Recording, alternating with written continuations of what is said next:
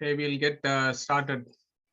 Om Sahana Bhavatu Sahanau Bhunaktu Saha Viryam Karavavahai Tejasvinavaditamastu Ma Vidvishavahai. Om Shanti Shanti Shantihi. Yo Antah Pravishya Mama Vacha Imam Prashuptam Sanjivayati Akhila Shakti Daraswadam Nanyam Shtahasta Charana Shravanatvagadim प्राणान्नमो भगवते पुरुषाय तुभ्यं लसतु श्रीमदानन्दतीर्थेन्दुर्नो हृदम्बरे यद्वचश्चन्द्रिका स्वान्तसन्तापं विनिकृन्तति पदवाक्यप्रमाणज्ञान प्रणम्य शिरसा गुरून् व्याकरिष्ये यथाभूतं विष्णुतत्त्वविनिर्णयम्. So good afternoon, good evening, and good morning to friends who have joined for another session of Katha Upanishad. We are doing 17th section today. So before we get started, let's just remind ourselves, Katha Upanishad is part of the Krishna Yajur Veda, and the Rishi for this is Kata Rishi, Yama, and Nachiketa. They are all Rishis. The chandas for this particular Upanishad is Anushtup chandas, and Devata for this is Vamana Namaka Paramatma. So with that reminder, let's directly dig into the verses for today. So last week, which is highlighted in green box, we did these few verses. So now, as you know, the Katha Upanishad third Valli has got a few verses. And how many verses has it got? 14, 15, 16, and 17. So 17 verses in this particular Valli of the first Adhyaya. So we did the 1/3 of the verses last week. So what were the verses? Ritam pibandau sukrutasya loke guham pravishtav parame pararde Chaya tapo brahmavido vadanti panchagnayo echat Nachiketaha yahasetu rijananam aksharam brahma yat param abhayam titirshatam param Nachiketam shake mahi atmanam ratinam viddhi shariram ratamevatu buddhim tu saratim viddhi manah pragraham yevacha indriyani ahayan ahuhu Vishayanteshu gocharan atma indriya manoyuktam bhokteriti ahur manishinaha yastu vijnanavan bhavati ayuktena manasa sada tasya indriyani avashyani dushta ashva ivasarate yastu vijnanavan bhavati yuktena manasa sada tasya indriyani vashyani sad ashva ivasarate. So these are all the verses that we did last week, and we got a few wonderful verses to go through. Let's see, time permitting, we'll be able to cover a significant number of portions, and at least in the first red box. Okay, so let's remind ourselves. So one of the key concepts of Vedic philosophy or Sanatana Dharma is really for us to understand, and this is the beauty of Vedic philosophy. Nothing is sentimental, nothing is superstitious, nothing is dictatorial, but it just asks us as these mumukshus and adhikaris to look at ourselves, to reflect upon our own state of constitution, and then decide what is it that we want to do. And the approach here is 100% psychological. The approach here is particularly physiological and psychological, and it resonates with modern way of thinking about how the human body operates. So the key concepts that Yama has introduced to us is that this body is like a chariot, and there are certain components in this body. One is, of course, the whole chariot is the body, but within the body, the key components are all the Indriyas, and there are Nyana Indriyas and Karma Indriyas. We use 5 Nyana Indriyas to gain knowledge of the external world. So these are also instruments of knowledge. So these are very important Indriyas for us to make progress in our sadhanas. So sense organs and sense objects, there is no confusion here. So we got the senses, and then there are the sense objects. The nerve impulses, the electrical input that comes from the sense organ goes to the brain, and the brain processes it. And an evolution of the brain is the mind. So our philosophers have always given mind as the 6th Nyana Indriyas. It's a 6th sense organ that processes all the information that comes from the other 5 external sense organs that are facing outside. Yeah, Yama himself in the next adhyaya, he talks about the very first verse is talking about this. Paranchikani vyatrinati. He talks about what is the physiological positions of the sense organs. So our sense organs are facing externally. Mind is an internal sense organ, and a higher function of the mind is the intellect. So our Vedic philosophers give a lot of importance to these three components: the sense organs, which is within our body, the mind, which is inside our body, and the intellect, which is also part of the mind. So these three components that is there in our body is what we use to interact with the external world.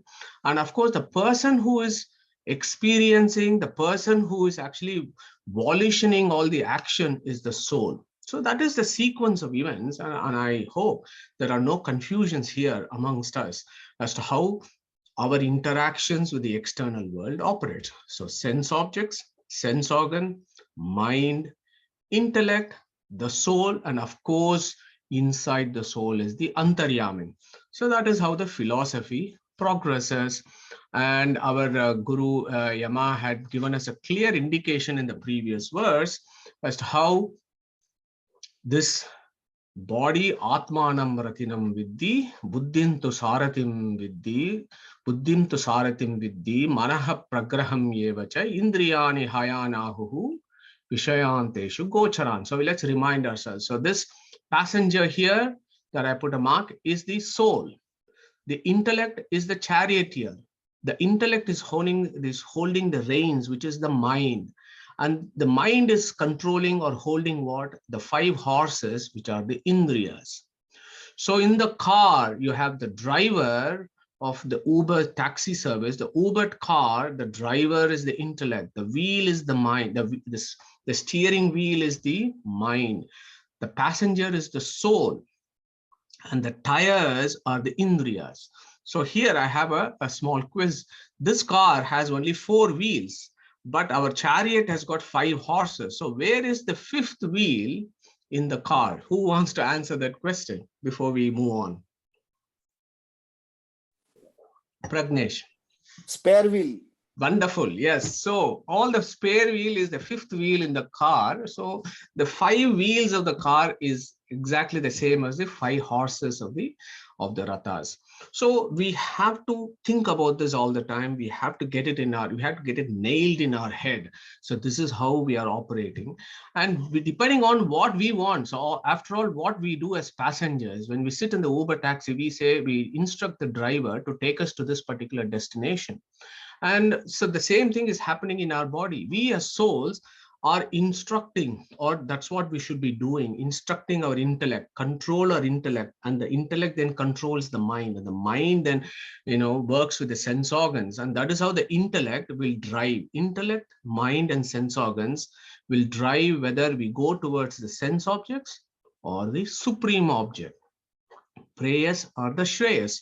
So Yama in that previous verse he said, Yestu avijnanavan bhavati ayuktena manasa sada tasya indriyani avashyani dushta ashva ivasarate. So that example resonates with all of us because that is our position and that is how we are running our lives. Like what? Our sense organs, we are not able to keep it under control. We cannot keep our sense organs under control. And the reason why we are not able to keep our sense organs under control is the mind is not holding the sense organs in the right direction. And the mind is not able to do this is because we are not exercising our intellect or the viveka to control the mind, which then controls the sense organs. So when this equation does not work, what happens is these sense organs, which are like these horses, they're wildly traveling everywhere. They're just going wildly to various sense objects. And this is like a wild horse. So this example here is like a charioteer actually making an attempt to drive a chariot with wild horses. That is our position at this point of time. But if we try and reverse this and take control of the situation, then what will that be? Yestu vijnanavan bhavati yuktena manasa sada tasya indriyani vashyani sad ashva iva sarate. So when our intellect is made the right decision, and it is moving and is instructing the mind that this is what I need to do, and the mind then controls the sense organs, then it feels like these sense organs are totally under our control, and we can regulate and control its interaction with the external world. So in that situation, this will be like a charioteer actually being blessed with Sad Ashwa. Sad Ashwa means well-tamed horses. So if the charioteer has a well-tamed horses, then this passenger can actually go to his destination without any blocks and impediments. So that is the example that we spent a lot of time talking about last week. So this is our verse for today. Hang on a minute. So I'm always getting this internet problem. So let's look at this. So what is the verse for today? Yastu avijnanavan bhavati amanaskaha sada asuchihi nasatat padam apnoti samsaram cha adhigacchati. So our Guru Indra here is contrasting, and I placed these contrasting verses on either side of the slides for our contemplation. In the previous verse, he said, if you are not tamed your horses, if the mind and intellect is not under control, this is like a wild horse which does not go to any destination. But if your intellect controls the mind and the mind controls the sense organs, then you are driving a well-controlled chariot, and you may be able to reach your destination. And here in these two verses, Yama is giving a slightly different perspective. And what is that? Yastu avijnanavan bhavati. So that person with inadequate intellect, what will happen to him? Amanaskaha. He has an impure mind. Sada asuchihi. Suchi means pure. Asuchihi means impure mind, always dirty mind. That is, most of us in our mundane lives have this. We have an impure mind, and which is always dirty, thinking about all sorts of material things. In that situation, so if somebody has an impure mind and he is always dirty, what is his situation? Nasatad padam apnoti. He will never reach God's abode. So that's what Yama is saying. The ones with impure mind, which is because of inadequate intellect. And because of inadequate intellect, they have an impure mind, because the mind is not able to control the sense organs, and the sense organs is going towards all sorts of dirty sense objects. Yeah. So that is the vicious cycle in which we conduct our samsara. So if you have inadequate intellect, and if you have an impure mind, which is always dirty, thinking about impure thoughts, that person will never have time to think about higher things and higher purpose of life. And he's going to be stuck in, when is my next pleasure-seeking activity? And he's going to be stuck in this samsara. And when he's stuck in this samsara, nasa tad padam apnoti. Padam is what? Tad Vishnoho paramam padam. So that is what Yama is talking about. For that person, there is no scope. He is always in samsara. Samsaram cha adhigacchati. So no problem with this word. So this fellow is going round and round in circles in samsara. On the other hand, yastu vijnanavan bhavati samanaskaha. Okay, here it is amanaskaha, here it is samanaskaha.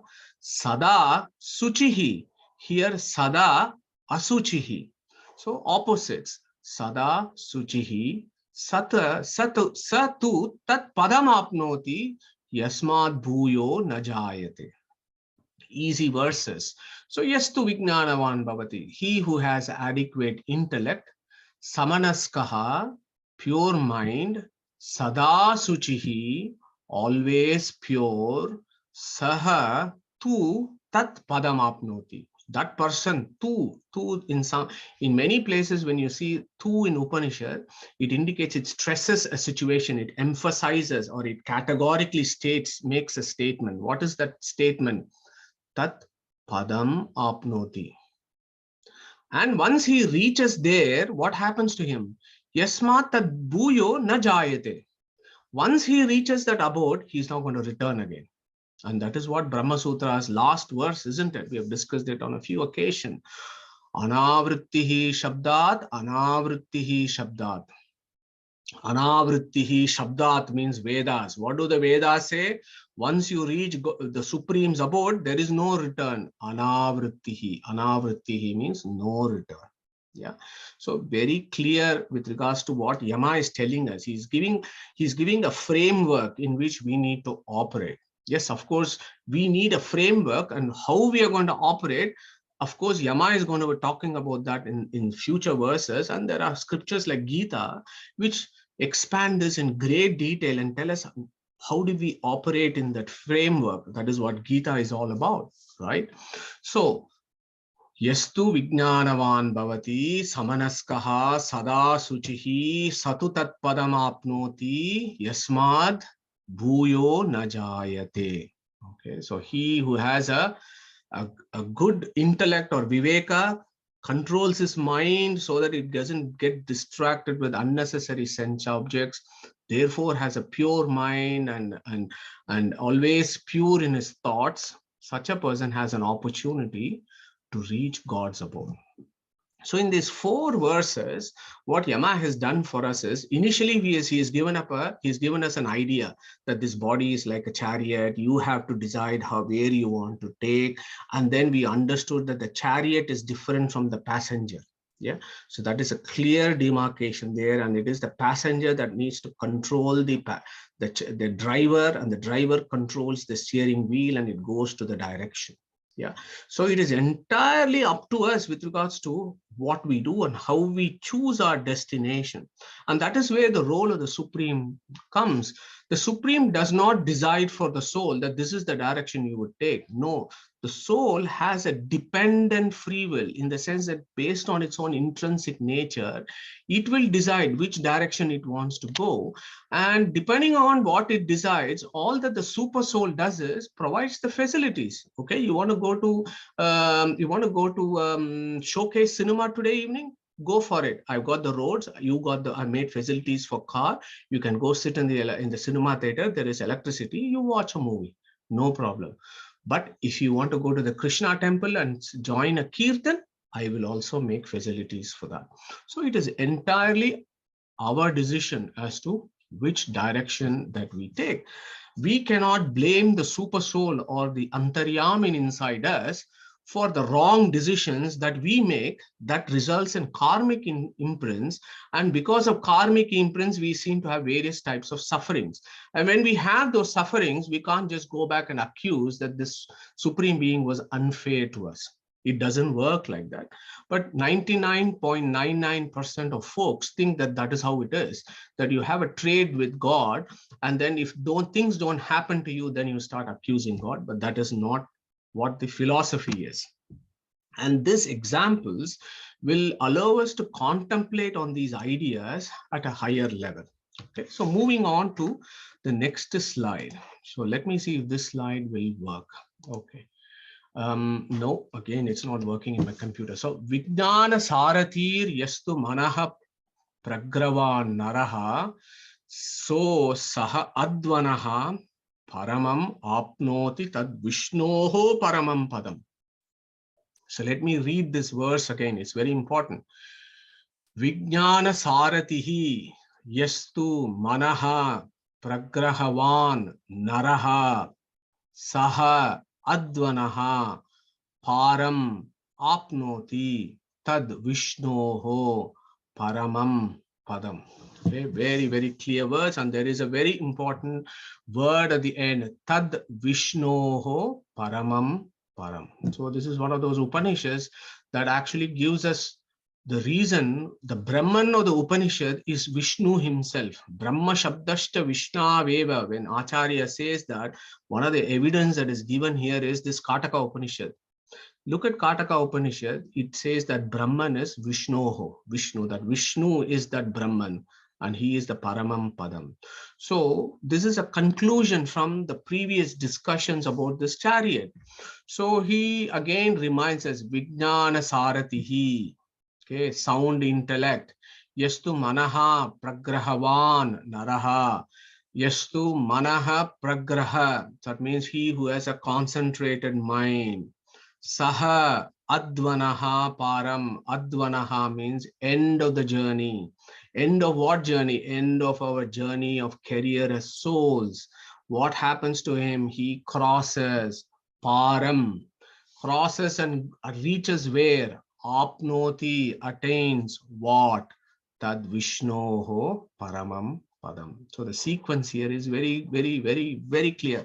Sound intellect, concentrated mind, practice your religious principles, go according to the scriptures, develop jnana, vairagya, and bhakti. Then the grace comes in, then your karmic imprints, ignorance is gone, karmic imprints is gone.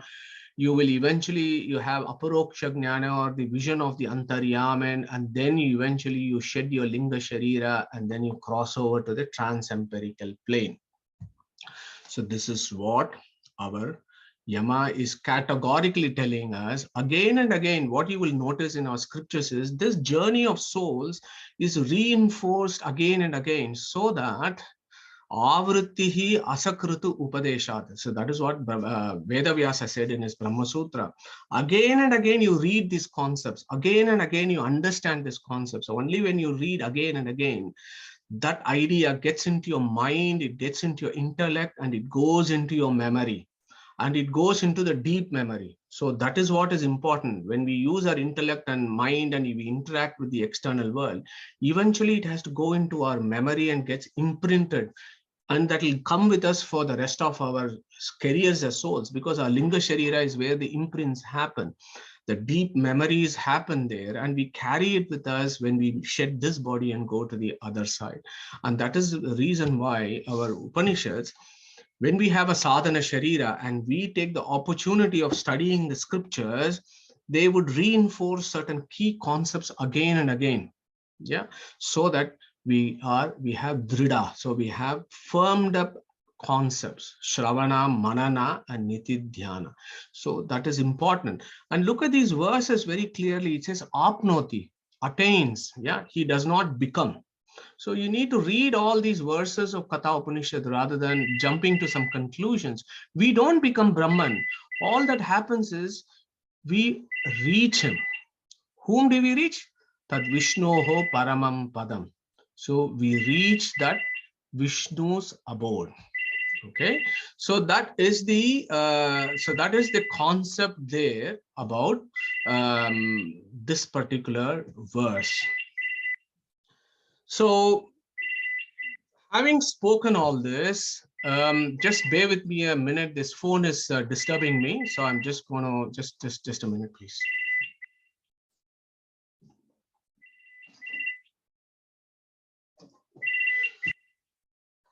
Okay, so I'm not making huge progress there with regards to the phone, but anyway, so where are we now? So this is the key verse, summary verse. Vijnana saratihi yastu manaha pragravan naraha so advanaha paramapnoti tad vishnoho paramam padam.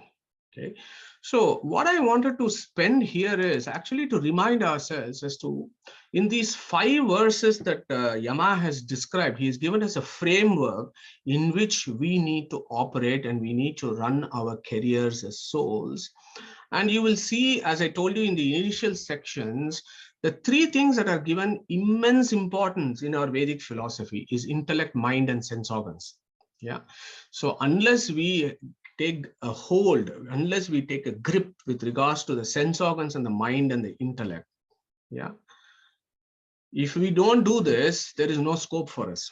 We can be hypocrites and keep talking about theory, but if we don't put this in practice around our sense organs, mind, and intellect, the Shastras are very clear that you will not find any answers to your situation in samsara.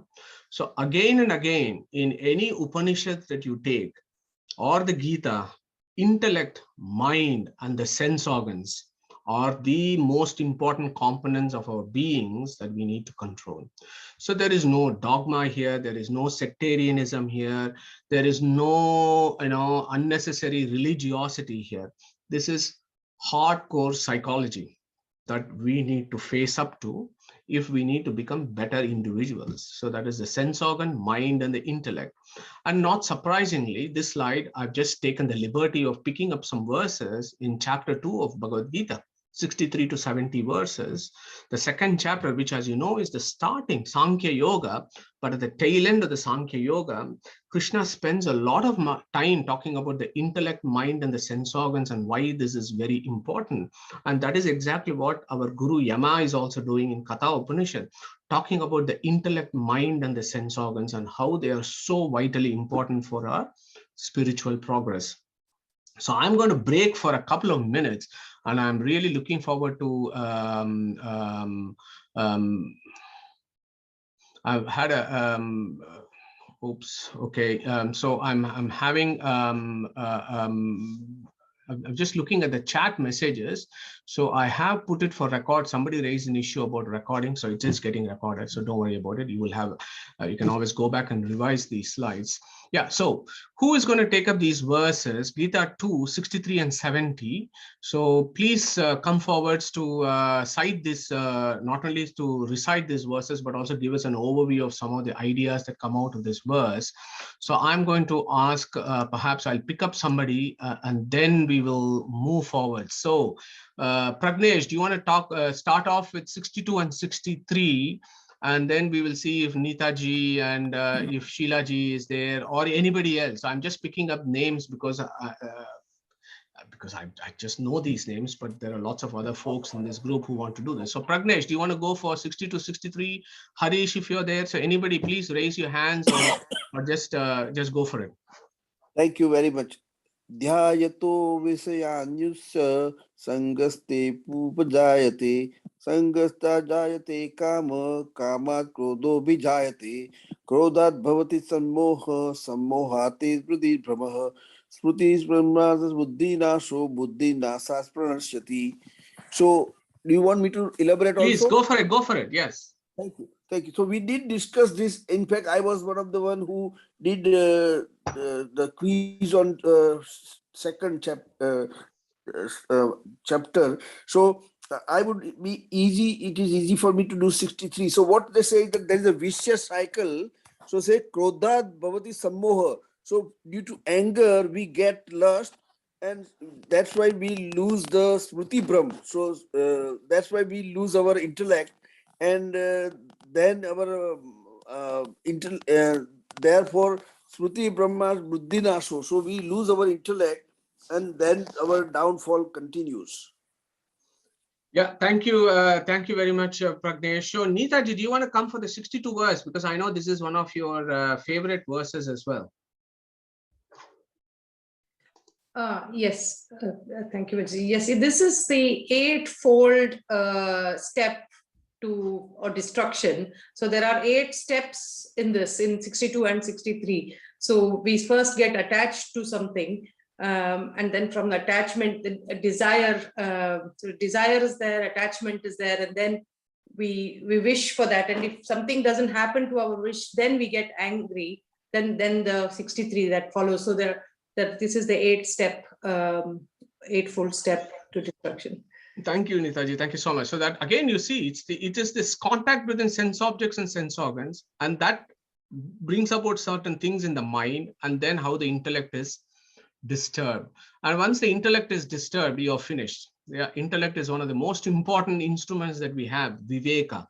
Yeah, so that viveka is not there, then that's the reason for our downfall. So these 2 verses very nicely discuss about the how does the sequence of events happen. So who wants to take up 64, 65 or any other interesting verse in this? So for example, who wants to do 67? And let's take 67 and 70 because those are interesting verses. Who wants to do 67? Okay, so I will do that. No worries.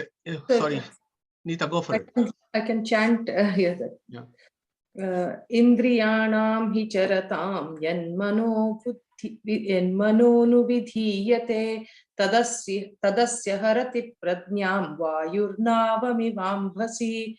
So it's giving an example of a boat in the sea, taken away by the wind.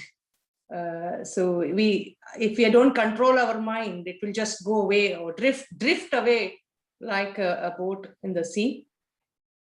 Yeah, thank you, Neetaji. Yeah, absolutely. So, yeah, so that verse again tells you that because of our attachment to the sense objects and the sense organs, the mind just gets so distracted towards this, and the mind is like the wind, and the intellect just goes with it. When you have this uncontrollable situation, and Krishna there compares it to how a rudderless boat is swayed by the wind, and it just goes in the sea directionlessly, and it just seems to be lost. So that's a very important metaphor that Krishna gives in 67th verse. And again, the 70th, who wants to take up the 70th verse? So if no one's doing it, I can go Yeah, ahead. go for it. Go for the 70th. Apuryamanamachala-pratishtham samudramapah pravishanti yadvat tadvat kamayam pravishanti sarve sashantimapnoti na kamakami. Again, the example here is of all the rivers joining the sea. So how much of the water comes into the sea is not disturbed, it's calm. So similarly, all the rivers are like Indriyas, or the sense organs, or the sensory input to the body, and we have to stay calm. That is what this example is, and I can see the picture there. Thanks. Yeah, excellent, Neetaji. Thank you very much for those wonderful contributions. So again, every chapter in the Gita that you open, you will always find several verses that talk about the intellect, mind, the sense organs, and the sense objects. There is no chapter discussing philosophy without bringing intellect, mind, and the sense organs and the sense object, because this is the key. And that is why Yama has, given us that framework in which how we adopt this. And every time you want to think about what Krishna is saying, if you go back to Yama's verses, you will be able to place Krishna's ideas in this chariot and then see what's going on. It's a very good experiment to do. I've done it a few times and it seems to work. Okay, so we'll go to the next slide. So we need to then build this philosophy up a little bit more. Yeah. So yes, Yama has said this Rati, this Sarathi, this chariot, and so on. And Krishna has also said mind, intellect, and so on. So, do we just have to take away the substance that has been discussed, say, 5,000 years ago or 10,000 years ago? Is it any relevance to modern anatomy and physiology of sense perceptions? So I was just looking at this idea, and I've just come up with a figure for us to think about it. So many of us have medical background in this audience, so you will all be very familiar with what I'm trying to say here. So you have all these sense objects, right? Shabda, Rasa, Rupa, Rasa, Gandha. Yeah, so all these sense objects, so the tanmatras are there, and the tanmatras, and then the 5 bhutas. All the sense objects are only satisfying these 5 things: Shabda, Sparsha, Rasa, Rupa, and Gandha. And we got 5 sense organs that perceive these 5 tanmatras. Okay, so these sense organs. So what does the sense organ say? The sensory input goes to it. From the peripheral nervous system, you have the nerves, you take the sensory input that goes to the spinal cord. From the spinal cord, they make their onward journey to the brain. And in the brain, they get processed. And that processing of the brain, the higher evolute of that is what we call as the mind. Mind is an evolution of the brain. The sum total of chemical reaction and electrical activity of the brain is what we would consider as the mind. Yeah, so that is the mind then processes that information. Okay, so we got to compare this with what our Vedic Rishis say. Vedic Rishis, we saw it last week. There are 5 koshas, right? Annamaya kosha, Pranamaya kosha, Manonmaya kosha, Vijnanamaya kosha, and Anandamaya kosha. So let's take the Annamaya kosha, the grossest of the body that we get with eating. Yeah, made of Aap and Prithvi, Annam and Aap. So what is that? Brain, your spinal cord, all the neurons, the sense organs, they're all made up of Annamaya kosha. And of course, this Annamaya kosha operates only when there's Pranamaya, which means what? When there is metabolism and the cells are alive and there is volition. So the Pranamaya kosha is when the thing is alive and kicking. when the engine is running. That's when the sequence works. So then you have the other inner koshas of the body, Manonmaya kosha, Vijnanamaya kosha, and Anandamaya kosha, which you can group them in one compartment. And that is what modern psychoanalysis, psychology of the mind is all about. And mind has got various components, and there are experts in this audience who will know much better than me. So mind has got various compartments in which it processes things.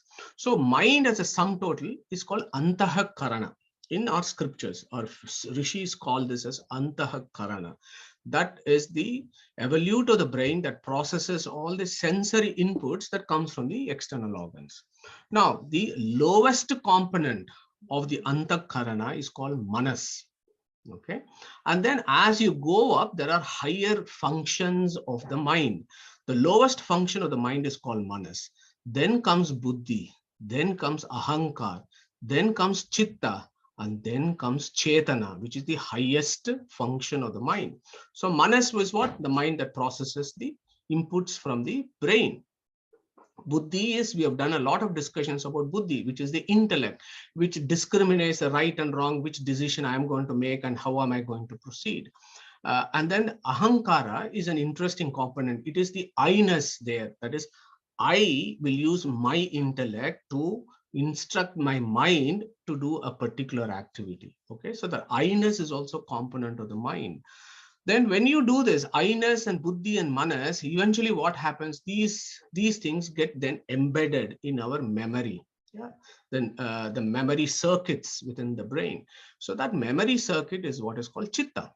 Yeah, so our experiences that we get through our sense organs, they go to the mind, intellect, and Ahankara, and then the Ahankara says, I have now experienced this, I like it, let me store it in my system, and it goes into the Chitta component of the mind, and it stays there in this birth.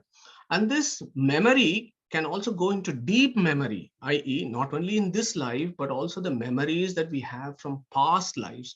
So that forms the Chetana. Okay, so these are all the 5 components of the mind.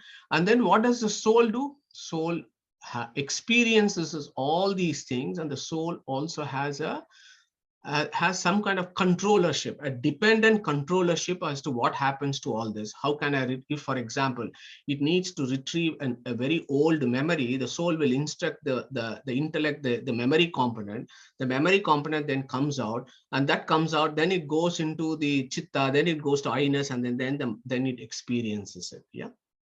So think about this problem, because it is absolutely in correlation with our Vedic Rishi's compartmentalization of the body as Annamaya, Pranamaya, Manonmaya, Vijnanamaya, and Anandamaya, and to the modern concepts of how this sense object, sense organ interaction happens. Yeah. So again, in 6th chapter, I've just taken again some I wouldn't say random verses, but important verses that caught my attention. Uddaret atmana atmanam na atmanam avasadayet atmaiva hi atmano bandhuhu atmaiva ripuratmanaha. Yeah, famous verse that your mind is your friend and your foe. The more you control your mind, it becomes your slave. The more you don't control your mind, it becomes your enemy. So Krishna gives all these instructions. So place them in this sequence and try and understand what is it that Krishna is saying and how it makes complete anatomical and physiological sense with regards to sense perception. So that is one other additional level in which we take up this whole concept of what Yama is talking about, this chariot and the various horses that drive us. Now let's build up this more, because of course our philosophy just doesn't stop there. The greatness of Sanatana Dharma is how it pushes us to understand more and more and more. A single verse of Katha Upanishad can open up a whole range of discussion. So what Yama then does is, after talking about how somebody who has got a proper horse has a chance to go to Tad Vishnoho Paramam Padam, then in the very next verse, he then takes you to a higher level of Vedic philosophy and says, how are we supposed to do this? Yeah, if sense organs, mind, intellect are all there in this equation, how is this happening and how am I supposed to start this whole process? And Yama in the next verse, this is again a very famous verse, Indriyebhyaha parahi artaha, artebhyascha param manaha, manasastu para buddhihi, buddher atma mahan paraha, mahatah param avyaktam, avyaktat purusha paraha, Purushan na param kinchit sakashta sapara gatihi. Okay, again an amazing verse, and there is a very similar verse in Gita. So who wants to take up this verse in Gita, chapter 3, verse 42? Anybody wants to have a go at this verse? Okay, so if we don't have volunteers, let me just take you through this. So Nita ji, go for it. Indriyani paranyahu indriyebhyah param manah manasastu para buddhye ya buddhye parasastu sabha. Yeah. Great, Neetaji. Thank you so much. So similar verses. So as we have done in a number of occasions, when we do Katha Upanishad, we do Gita simultaneously because there are so many verses that are very similar, but with slightly different approaches. Okay. So to understand this particular verse of Yama, let's first take up what Gita Krishna is telling Arjuna in Gita, and that is a very abbreviated version, and it is just the Katha Upanishad that expanded what Krishna has said in more detail. So Indriyani parani ahuhu. Indriyebhyah param manaha. Okay. So this is what is he saying here is, so we have this body, right? The body has got nails, it's got hairs, it's got skin, it's got fatty tissue, it's got muscle, it's got intestine, it's got all sorts of things. So Krishna is saying this body is there. In this body, which is the most important component? Okay, so who wants to answer that question? In this body of ours, in the sadhana sharira, which is the most important organ, at least according to Krishna? Anybody wants to answer this? Neetaji, from this verse. The soul is the most supreme. Yeah, the soul is the highest, but when we're looking at the gross body, within the gross body of ours, which part of the gross body is more important than the others? Intellect, but again, intellect is not a thing. Sense organs. At the gross level. The brain, no? Yes. So your brain, it's coming next, Pratibhaji. So within the gross sense organs. So yeah. So from Krishna's perspective, he says Indriyani parani ahuhu. Okay, because in the gross, in the body that we have, our Indriyas is the first most important. When you compare to hairs and nails, they are there, but hairs and nails are not important. Your Indriyas are important because that is what you use to interact with the external world. So Krishna says your Indriyas are superior than the rest of your body. Okay, Indriyani parani ahuhu. Indriyebhyah param manaha. So Pratibhaji is right.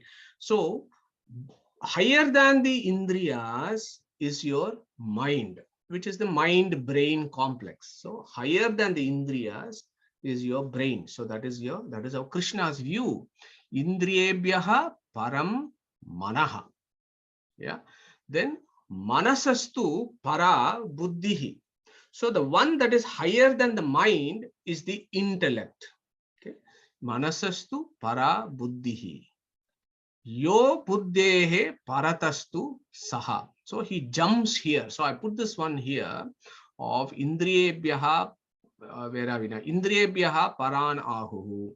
Indriyani parani ahuhu. Indriyebhyaha param manaha. Manasastu para buddhihi. And then Krishna said, he jumped here. Buddher paratastu saha. Yo buddher paratastu saha. So what that means there is, yes, and I think Neetaji said the soul. Yes, the soul is higher than the intellect, and higher than the soul is the antaryami. Yeah, so in the highest sense, when Krishna says buddhehe paratastu saha, it means the antaryami.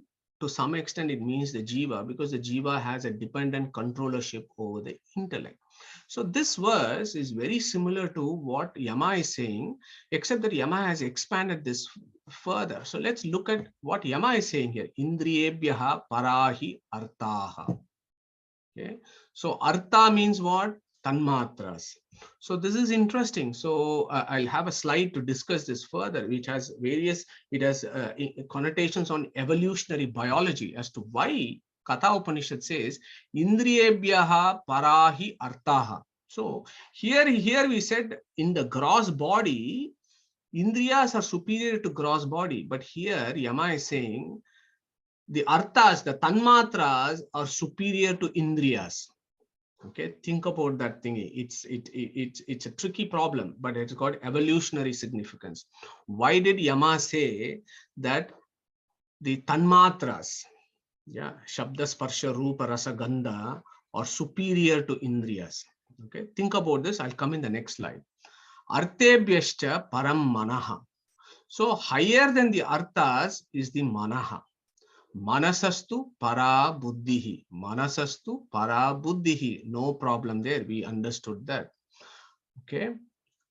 Buddher atma mahan paraha. Okay. So Buddher manasastu para buddhihi. Buddher atma mahan paraha. Mahataha param. So he is expanded now here. These are all new verses. Up to here, both the Gita and Katha Upanishad, they kind of tally with each other. But after that, Yama goes into a further detail. Buddher Atma Mahan Paraha. So I'm going to a small quiz there. Who is Atma Mahan? Any takers there? Who is Atma Mahan of Shastras, of our scriptures? Or let me give a clue. Who is the Abhimani of Mahat Tattva? Chaturmukha. Chaturmukha. Thank you, Sushruji. So Mahan, wherever in the scriptures Mahan, Atma comes, it is Mahat Tattva. Okay. So that is your clue with regards to what is going on here in this verse. Okay. Buddher Atma Mahan Paraha. Mahataha Param Avyaktam. So last week or the week before, I think it was Neetaji who did the Gita session. There was this verse, isn't it? Avyaktam, Aksharam Avyaktam. And we had a discussion about who is this Avyakta, Aksharam Avyaktam, who is this of Gita. And we came to the conclusion that this is Shri Tattva or Chetana Prakriti or Lakshmi. Okay. So again, that is the clue there. Mahataha Param Avyaktam.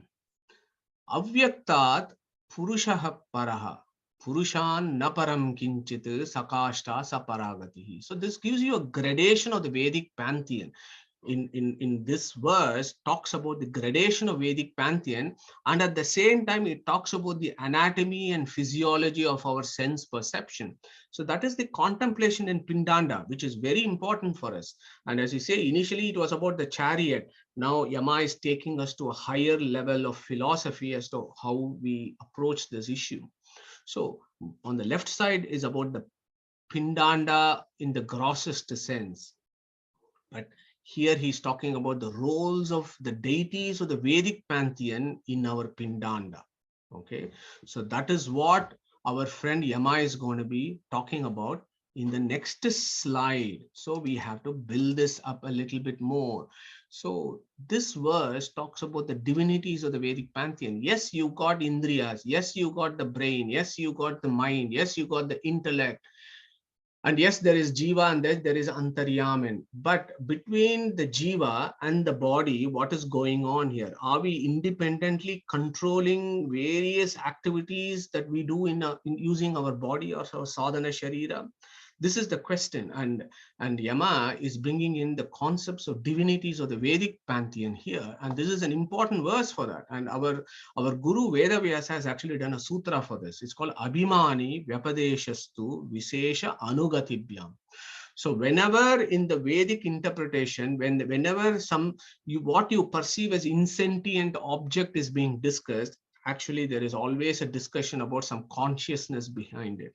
So for example, Mrita Bravit, Apaha Abruvan. So they're all famous verses in Veda. So how can the mud speak? How can the water speak? No, it means the Abhimani Devata of the mud, Abhimani Devata of the water spoke. That is how you understand, and that is how Veda Vyasa has settled this problem. So we have to use sutras.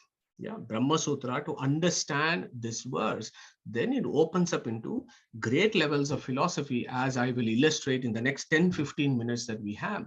So Indriyebhyaha parahi artaha. So let's look at all our body. What do we have? Karma Indriyas and we have Nyana Indriyas. Karma Indriya is what? Vak, Pani, Padam, Payu, Upastha. Nyana Indriyas is what? Eyes, ears, nose, taste, and touch.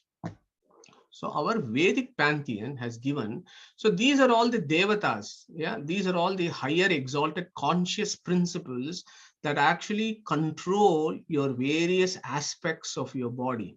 And I've listed all this. You can go back and look at it later, but let me run through it very, very quickly. The two ones that we need to know here is Vak, speech. Agni is the Abhimani Devata of speech.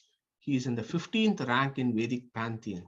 Okay, hold on to that idea. Agni has the 15th rank. Okay, now in the Yama, for example, we discussed this last week. Yama is for Payu. He is in the 12th rank in the Vedic pantheon. Now let's look at Nyana Indriyas, which is what we are interested in the current scheme of things with the 5 horses. Surya for eyes, we all know. Ashwini Devatas for the smell. Varuna for taste. Kubera for touch. And hearing is Chandra and several other Devatas. So the highest among that is Chandra. So 12th rank, 18th rank, 13th rank, and 18th rank. So this is called Devata Taratamya contemplation. It's very interesting to do this. Many folks don't touch upon these issues when we deal with Katha Upanishad, but that is their problem. But we are a theistic school of Vedanta. Vedic philosophy is 100% theistic, and it celebrates this great Brahman as Deva, and there are lots of Devatas in Vedic pantheon. And these Vedic pantheons have certain portfolios, not only in Brahmanda, but they have portfolios in our own body as Pindanda. That is the Vedic equation here. So these are all the equations. Now, the other chap that you need to know here is Pani, hands, Indra. Indra, he is the 8th rank. Hand is the 8th rank. So in this sense organ equation, Karma Indriya and Nyana Indriya, you're starting with, Jayanta Rupendra, who is Indra's son in Vedic philosophy. He is the 19th rank. Okay.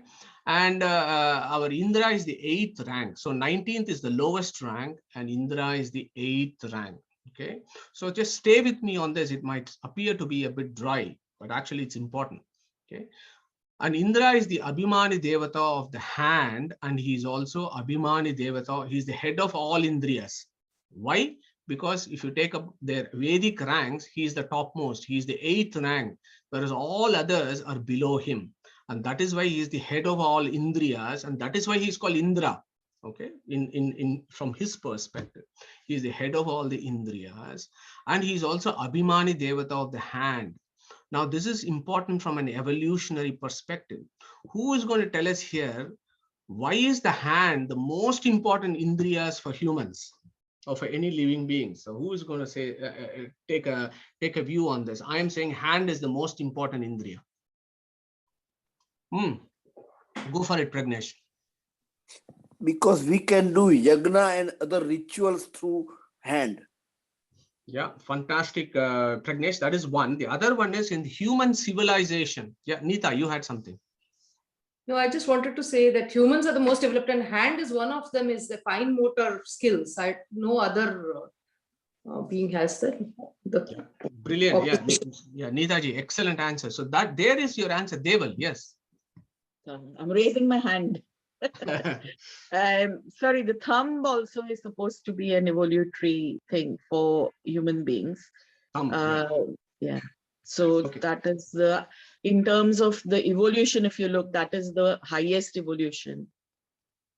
Beautiful, Devalji. Thanks for that contribution about the thumb. So hand is the most important from the Vedic perspective. And if you look at civilizations, humans have evolved. All the human civilizations have evolved because we are able to use our hands and develop various tools. Without the development of tools, there would never have been any civilization and culture. Okay, so that is, anthropologists agree on this, that hands are the key importance because of the dexterity and the fine motor skills that the humans have evolved. Because of that, they are able to have civilizations and build so many things. So among all Indriyas, yes, Nyana Indriyas are important, but the head is the hand, because if your hand is there, you can do lots of things. And the whole human civilization and the cultures that we have is all because of hand. All other animals have stayed where they are because they don't have that amount of dexterity with hands, the fine motor skills. Okay, so evolutionarily it's important. And not surprisingly, our Vedic rishis knew this, and they said Indra is the Abhimani Devata of the hand. He is the head of all the Indriyas, and he is the head of all the Indriyas that the bodies use for interaction with the external world. Okay, so this is important. Why Indra is important, and he is the 8th rank of the Vedic Pantheon. So let's move on from this perspective, thinking about divinities of the Vedic Pantheon. So from the 8th rank, we jump to the 7th rank. Indriyebhyah parahi artaha. So this is the first verse here. Superior to the Indra or the Indriyas is the Artha. Artha is the Tanmatras. And if you go to our lectures on creation, we had this discussion about Abhimani Devatas of Tanmatras. So Sabda, Sparsha, Rupa, Rasagandha. Yeah, you have Bruhaspati, Prana, Apana Vayu, Vyana, Udana, Samana Vayu, and so on. But the key ones are Suparni, Varuni, and Parvati. So they are the Abhimani Devatas. So who is going to tell us who Suparni and Varuni is, please?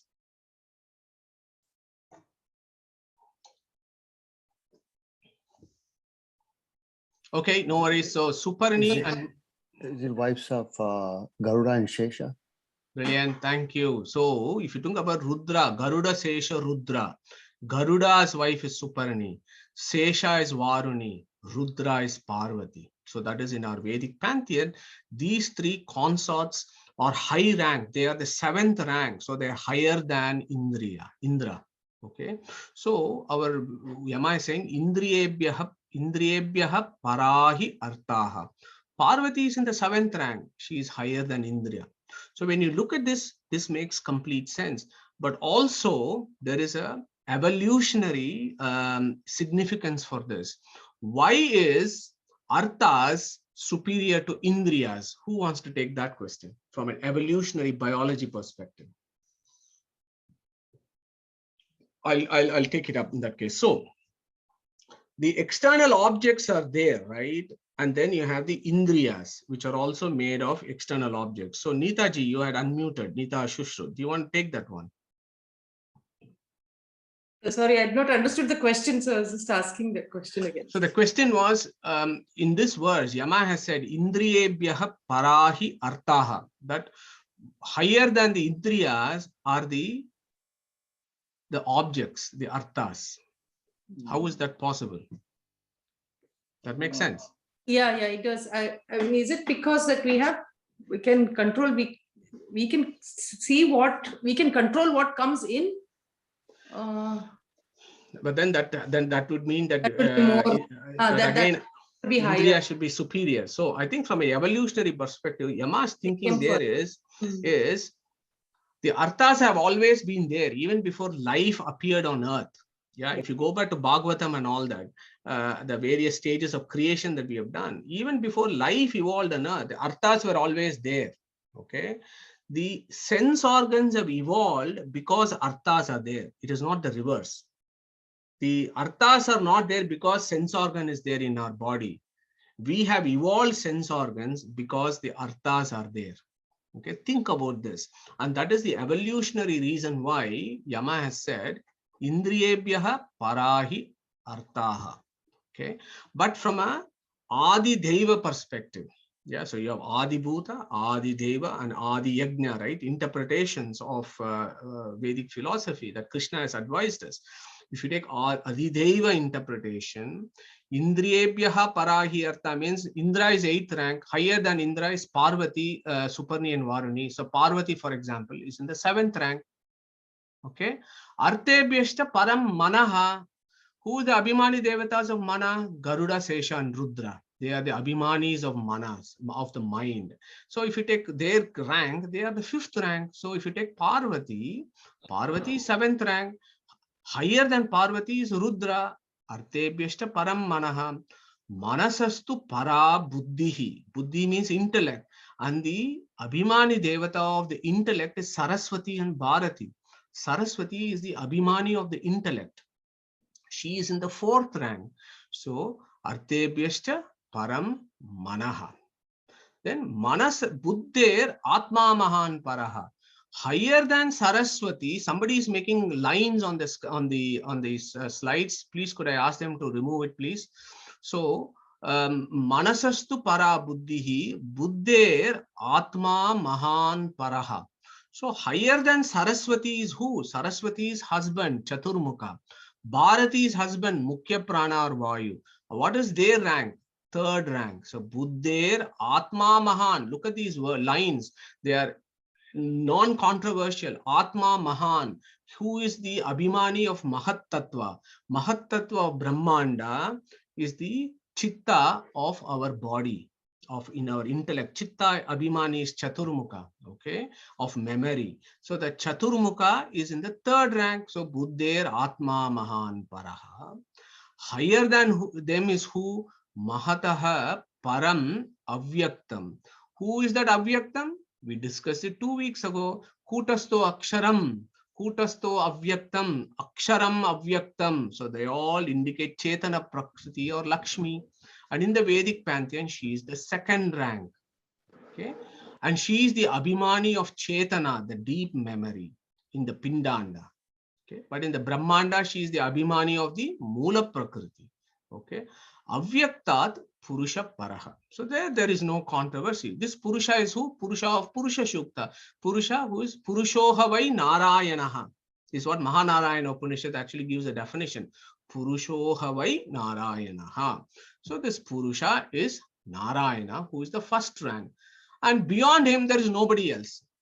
Okay, there beyond him, he is the 1st rank, and there is nobody higher than him. Purushan na param kinchit. There is nobody higher than him. Sakashta saparagatihi. He is the highest and he is the final abode that the souls will reach. Okay. So in this verse, there are 2 ways of looking at it. One is you can look at your own body and understand the various sequences starting from the sense organs, sense objects, and so on that we have discussed. But what our Vedic philosophers want to think about is for us to think about underlying conscious principles that are involved in the regulation of these components of the body, okay, such as Parvati, Rudra, Saraswati, Chaturmukha, Mukhya Prana, Lakshmi, Narayana.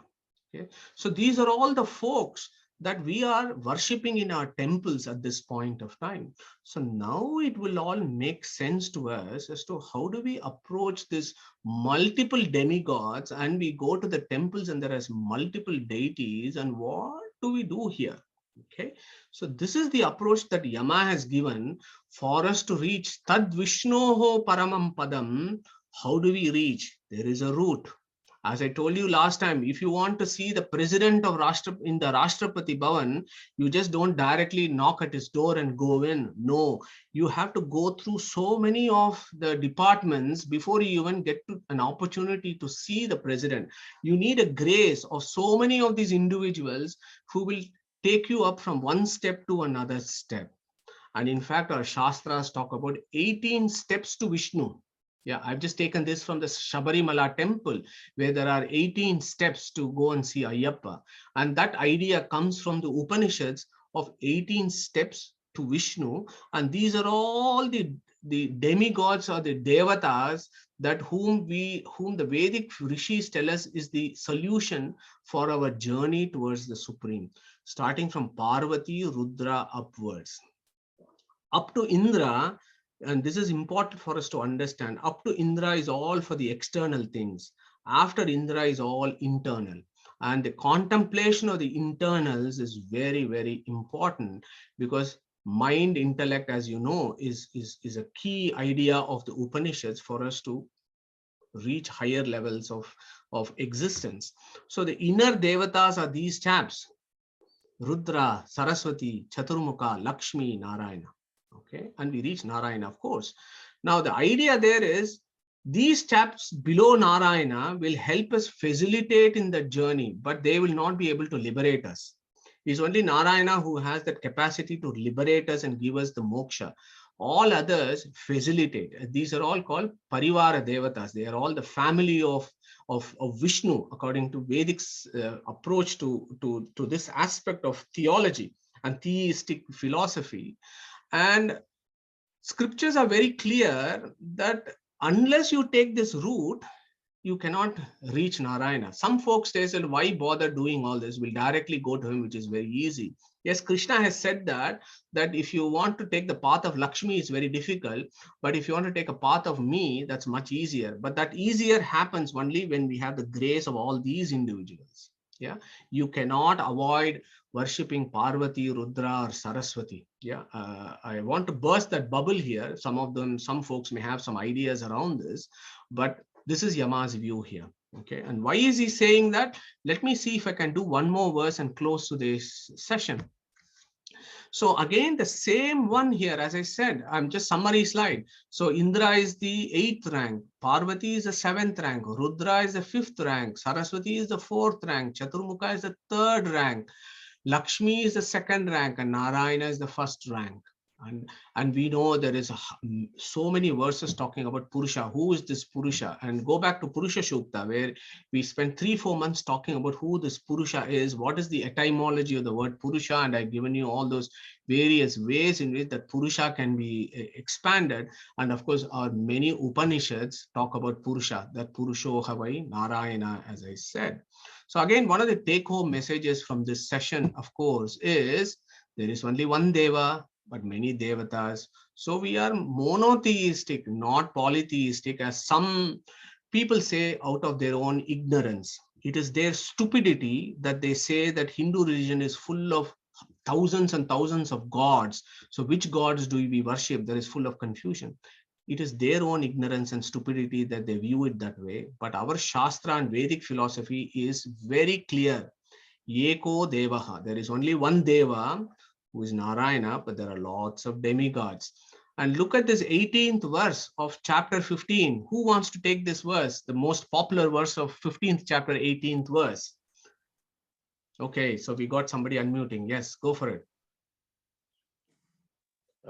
Yasmat sharamati toham aksharaadapi chottamaha atosmi loke vedecha pratitah purushottamah.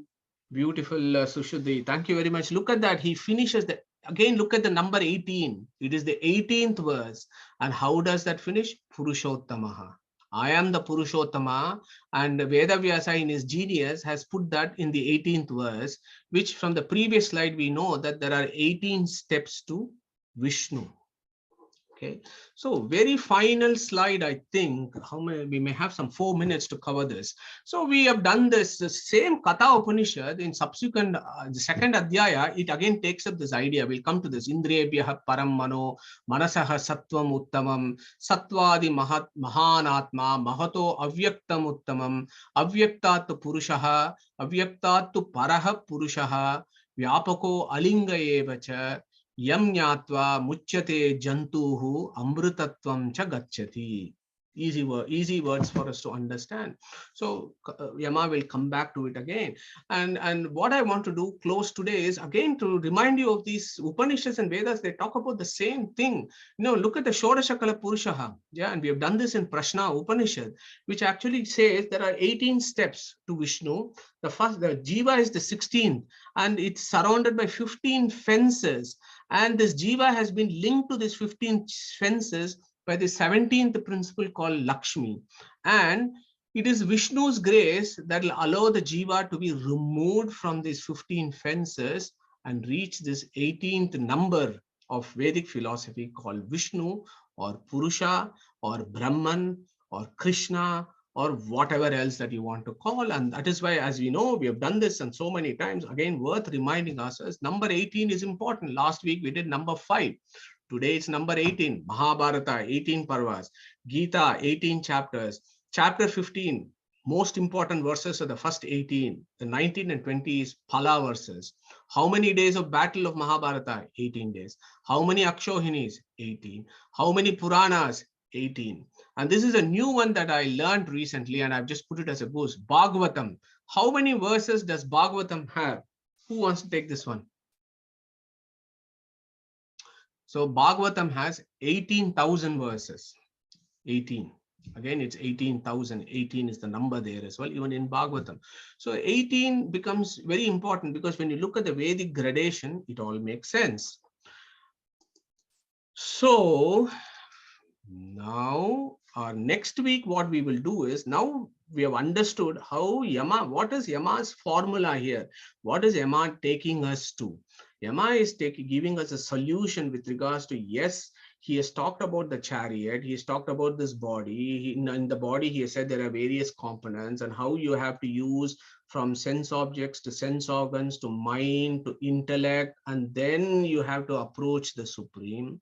Now he is taking us to how to approach that Supreme Being. You need the grace of all the other deities who control various portfolios within the body. Your Indriyas, you think you control your Indriyas? No. Your Indriyas are initially controlled by the Abhimani Devatas. The Abhimani Devatas are then controlled by Vishnu. Yeah. So that is how the contemplation is. Mind controlled by Rudra. Rudra under the influence of the Supreme. So that is how you do the contemplation. That is what Yama is saying here.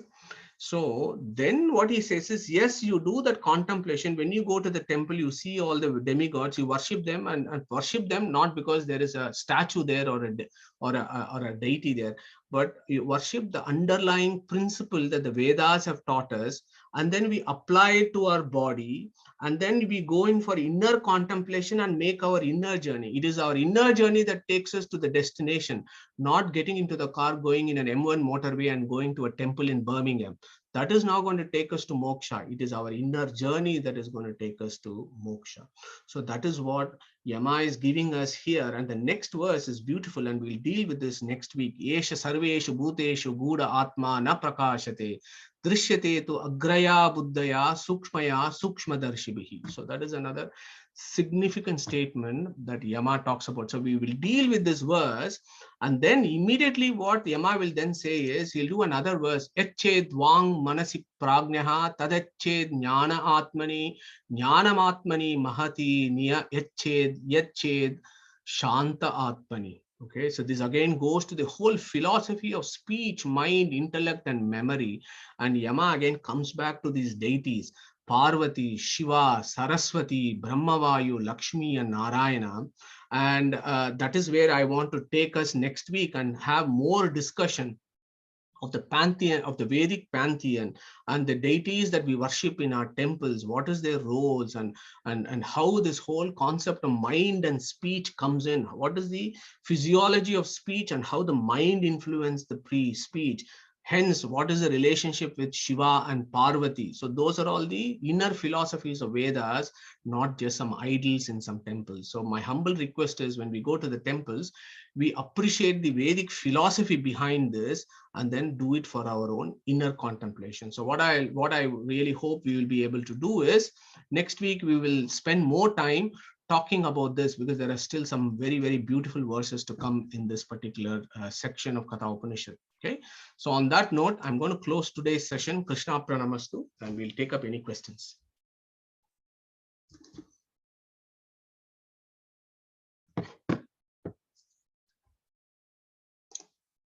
Okay, so looks like there are no questions. So if there are no questions, shall we close today's session? Nita, Sushru, you are unmuted.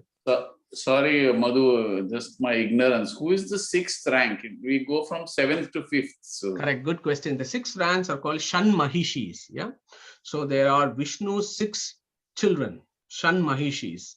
So Google it. Okay. So the 6, they're called Shan Mahishis, and though they are the 6th rank, they are unique in Vedic philosophy. They don't have any portfolios, both in the Brahmanda and Pindanda, but they are exalted beings. But great questions, Sushit. Great observation. Thanks. Pragnesh.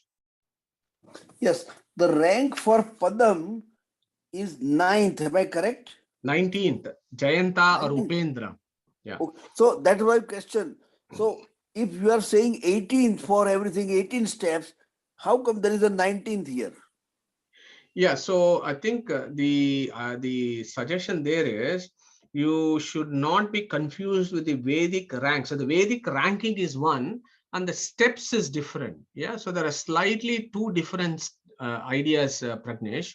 So the Vedic Pantheon, for example, some schools of Vedanta will say that Devata Taratamya is very important for philosophical realization and moksha, and the Devata Taratamya that you need to know is from 25. Okay, Pushkara. So there is a guy called Pushkara who is on the 25th rank of Vedic Pantheon, and you need to understand what their portfolios are, and all the way up to Brahman, which is rank 1. So it is just contemplation. So the 19th is Upendra. Upendra is also called Jayanta. Jayanta is Indra's son in Vedic Pantheon. He is Indra's son who has the 19th rank.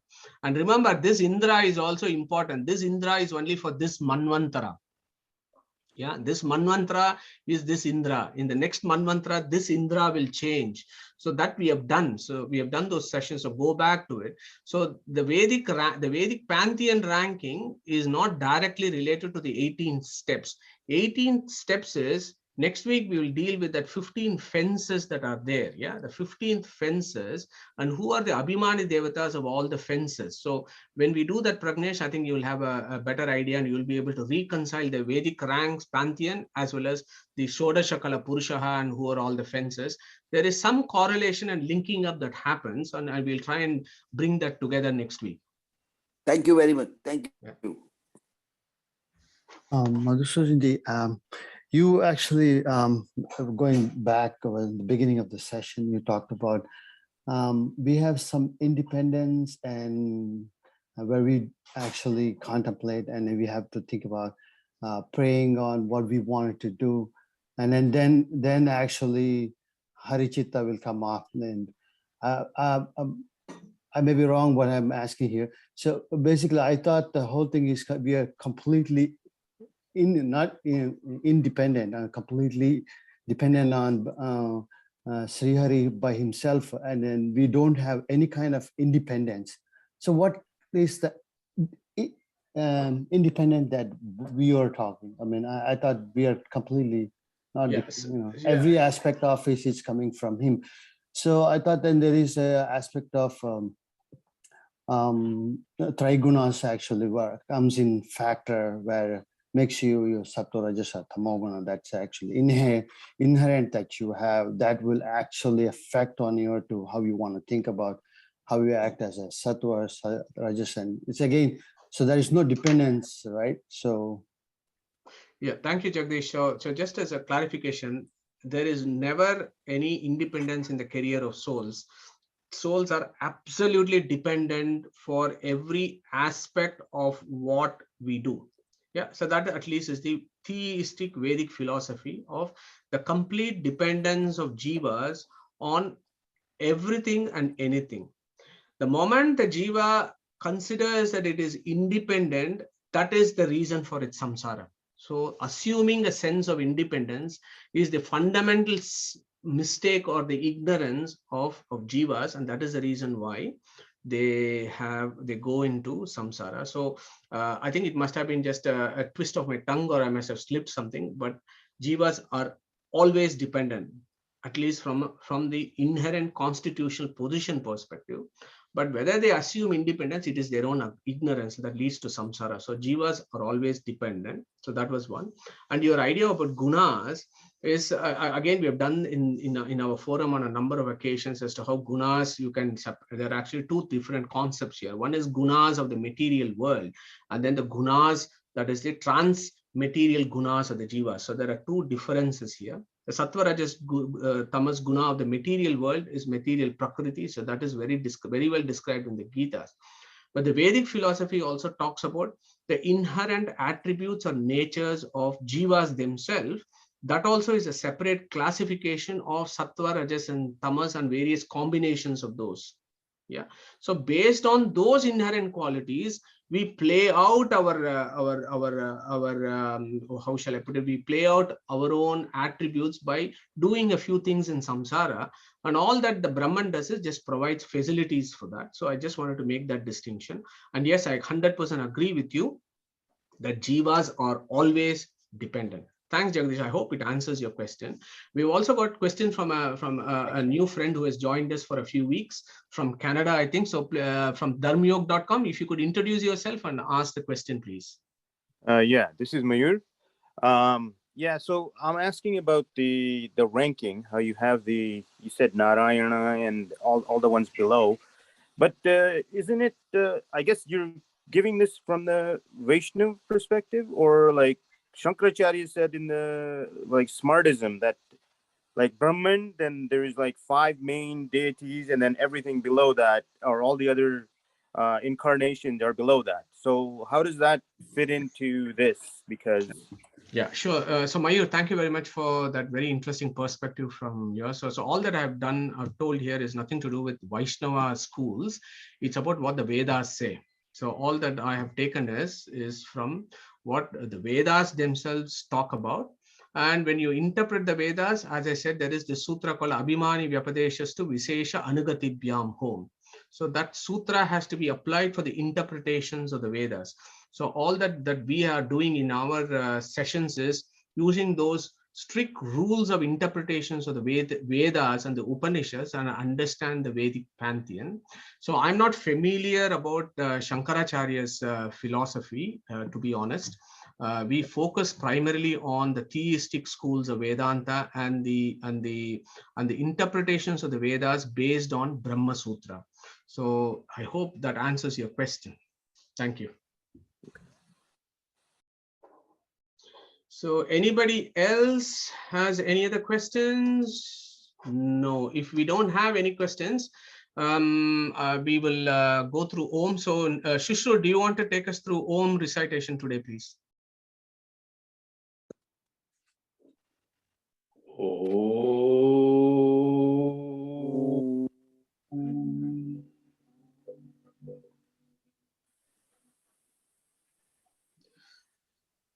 Thank you, everyone. So we will see you next week. And now, before we kind of depart, I just wanted to remind, I've sent you a few messages in the WhatsApp group about this exciting program on the 19th of June, Vedic retreat and our second annual day celebrations.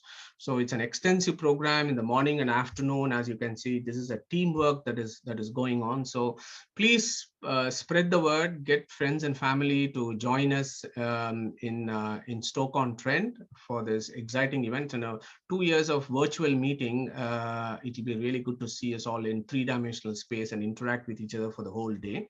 So that was the first thing I wanted to remind. The itinerary, the confirmed itinerary and everything else will be circulated later this week. And also what I am doing is I'm very conscious of the fact that we are quite an international group and we meet every Sundays, and not all of us are able to come for this event on the 19th. So what I've asked is, I've asked Pratibha ji from Dubai. She has kindly agreed to coordinate a particular session which we have in afternoon, where we want to get all the individuals who are not able to attend in person, come up with a 2 to 3 minutes of their own perspective, their own view as to how the Shastra Abhyasa that we have been doing for the last 2.5 years, how has that made a positive change in their own lives. So we all want to hear what kind of positive changes it has made. From my own perspective, I think I'm a little bit more calmer than what I was before.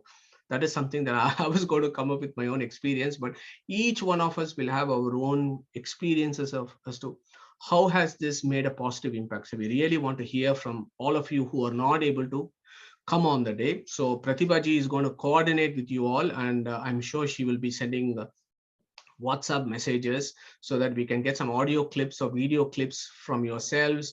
And then what we will do is we'll put it on into an MP4 file and look forward to playing it on the day. Okay. All right. So on that note, Krishna Pranamastu, and we will catch up next week. Okay. Take care. Bye.